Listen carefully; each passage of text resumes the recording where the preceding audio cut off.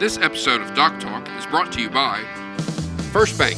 We're not just your neighborhood bank, we're your neighbors. Our local team lives up to the name, putting our customers and community first. To experience First Bank difference, stop by any of our 13 Knoxville area locations or visit firstbankonline.com. First Bank, member FDIC. Hello, I'm Dr. Rob Page, and welcome to Doc Talk. Doc Talk is a podcast that's produced by the Knoxville Academy of Medicine and features its physician members giving information to patients in terms of making their healthcare decisions. I feel so fortunate to have with me today Dr. Clayton Bell. Dr. Bell is with the University of Tennessee, and he practices integrative medicine at the University of Tennessee, which is involved in terms of not just doing usual therapies as we think of for treating diseases, but more preventing diseases by making our daily decisions. Absolutely.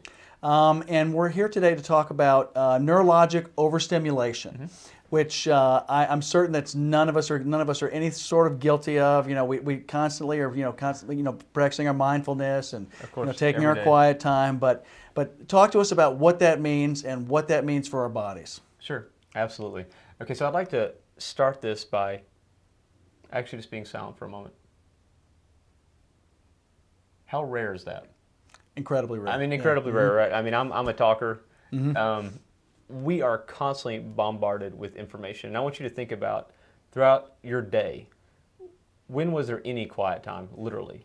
I mean, we wake up in the morning, right? If you watch the news or you listen to the radio in the car, and then how many hours a day do you spend on the computer screen, right? And then once again, you're listening to the news on the way home. Usually the news is not playing anything positive in the world. And there's a lot of great things happening out there. Oh, yeah. You know, but it's not. It's really focusing on some of the negative aspects in life that are real, but it's the focus. And the more you focus on something, the more it magnifies it, right? And so if you have a smartphone, which I'm sure you do, you know, look and see how much time you're spending on a day. Most people are spending several hours on their smartphone. They're watching TV at least 2 or 3 or 4 hours a day.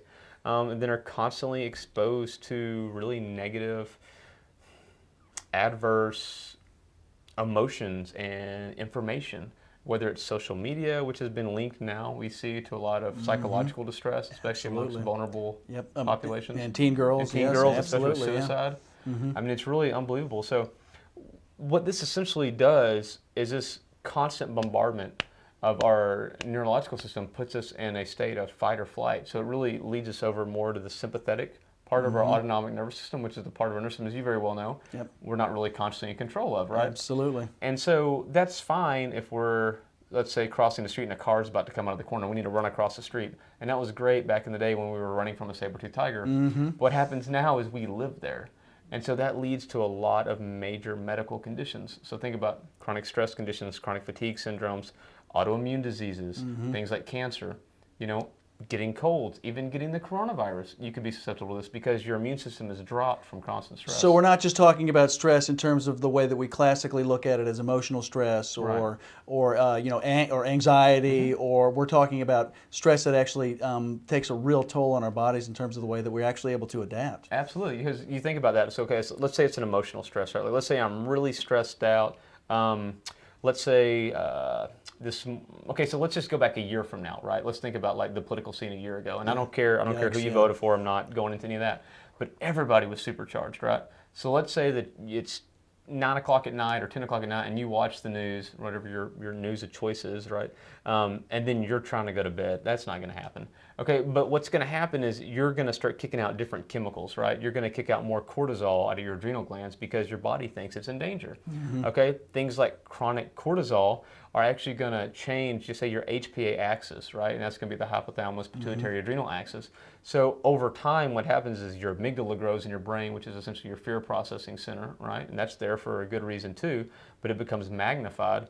It's going to shut down some of the prefrontal cortex and some of the neurological synapses there, and then you're going to have like this overproduction of cortisol. Well, if you do that over time, what happens eventually, the adrenal glands will get a bit worn out. So you'll be stressed, and all of a sudden people go into these chronic fatigue syndromes, these weird like autoimmune diseases, and like their body's just quit functioning, essentially.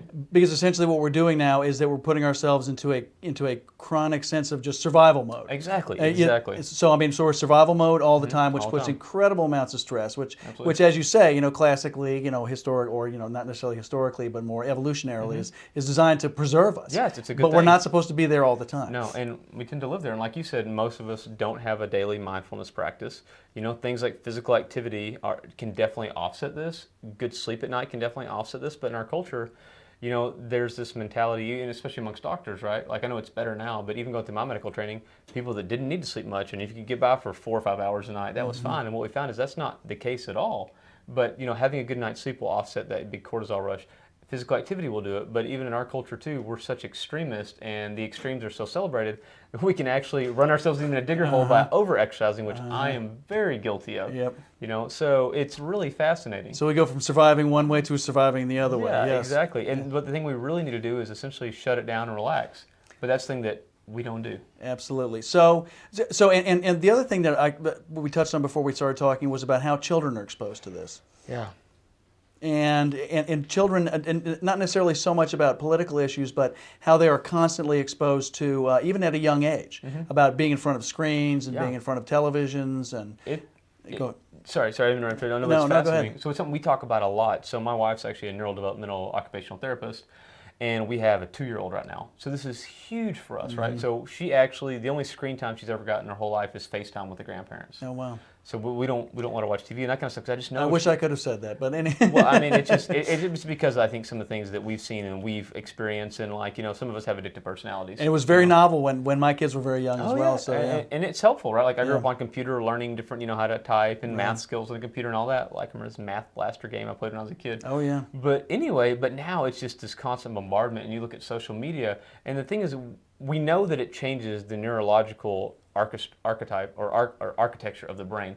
We don't know what the long-term side effects of that are going to be, but you already see it, right? You're looking, you mentioned young women, adolescent women, and you look at the suicide rates, and I heard a study published not long ago, but it said, I think it was 6% of the adolescent female suicides were directly contributed to Instagram in America, and 12% of those suicides were contributed to Instagram in the UK. And Facebook, Instagram did research on that themselves, and it basically kind of covered it up.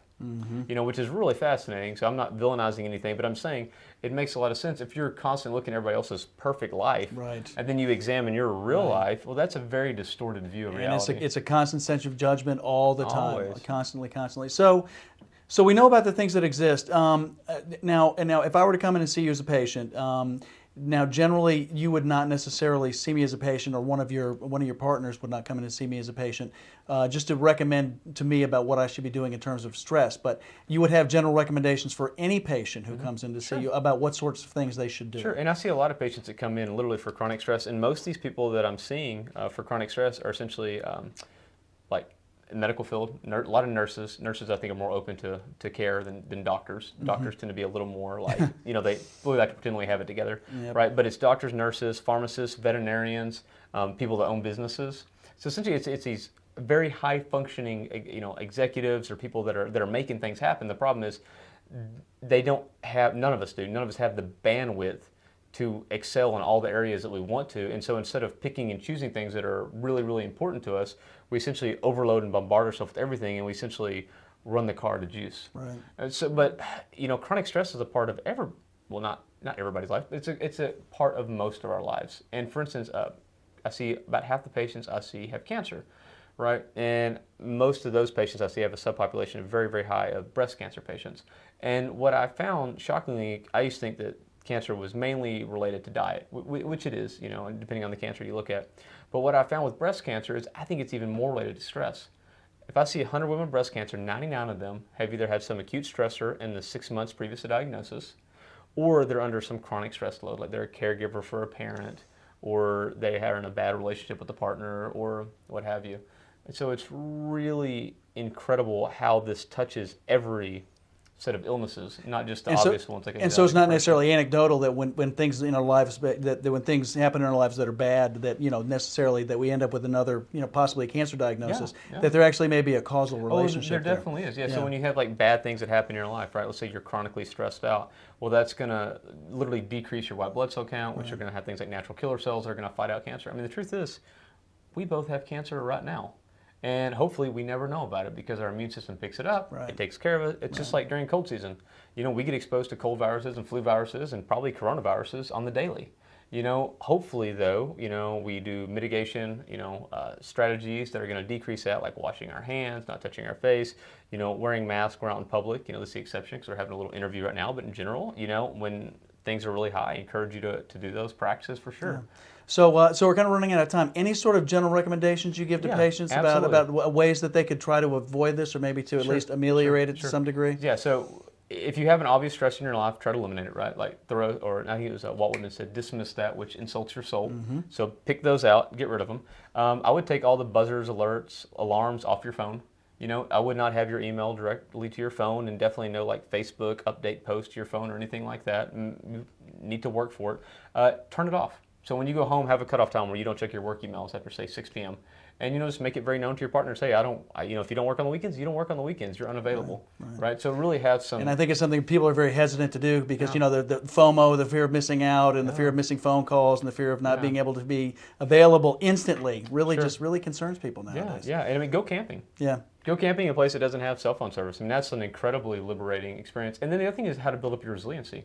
So like a daily meditation practice is huge. You'll be amazed, even if it takes 10 minutes a day, how much you feel like you have extra time throughout the day and how much more present you are. Physical activity, exercise, make time for sleep. All those kind of things. And just do whatever relaxes you, whether it's journaling, drawing, praying, laughing, spending time with friends, watch a funny movie, go for a walk with the dog. It's the simple things in life that essentially have no production value. Yeah, absolutely. Well, thank you so much for giving sort of us an introduction into the things that you do in terms of integrative medicine. Sure. You mentioned earlier that unfortunately you're not going to be here as a physician, but you work with two other physicians who are also very involved in this. And if you give us their names, they are... Dr. Rocio Hewitt and Dr. Chris Harris. You can find them at the Integrative Health Clinic at UT Medical Center at 865-971-3539. They are incredible physicians. I highly, highly, highly recommend them. And yeah, they're great. And I just got to put a plug in there for UT Medical Center. I love UT Medical Center. Yeah. They are the best people that you could ever even dream of working with. So it's just a fantastic facility. I was going to say, and it's a real blessing to have them here in the area. Absolutely. It certainly is. So, and any other information that we have that you'd like for patients? You mentioned some websites, maybe some other additional ideas about where patients could get more ideas about maybe mindfulness or maybe meditation. Check out a meditation app. There's some that are free, but even like Headspace is a great one, especially for production-oriented people, because you can click it off and do 10 minutes a day. Calm's a good one. Insight Timer is a freebie. They're 10% Happier is one. There's a lot of good ones out there. And then, if you want to get trained in a more traditional model, like mindfulness-based stress reduction is typically like an 8-week class. Transcendental meditation is something that was huge back in the 80s, 90s. I got trained in that. It's actually, I really like it. It's a great modality. It's kind of a mantra-based. But really, meditation is like vegetables, right? There's not a best vegetable. It's the one that you'll do every day. Right. And notwithstanding, we can still stay on our smartphones, and we can actually disconnect while we're still connected at the same time. Absolutely. So. Well, Dr. Bell, thank you so much for joining me here today and giving us some information about things that we can do to basically help ourselves as patients and to basically make ourselves, basically to improve our health without, without making, dramatic changes in our lifestyle. Yeah, simple things, just like a 1-degree change, and before you know it, you'll be where you want to be. Absolutely. Thanks so much. Absolutely. Thank you. And with that brings this episode of Doc Talk to a close. Doc Talk is a podcast that's produced by the Knoxville Academy of Medicine and features its physician members giving information to patients that are helpful in terms of making their healthcare decisions. I'm Dr. Rob Page, and thank you so much for joining us. This episode of Doc Talk is brought to you by First Bank. We're not just your neighborhood bank, we're your neighbors. Our local team lives up to the name, putting our customers and community first. To experience First Bank difference, stop by any of our 13 Knoxville area locations or visit firstbankonline.com. First Bank, member FDIC.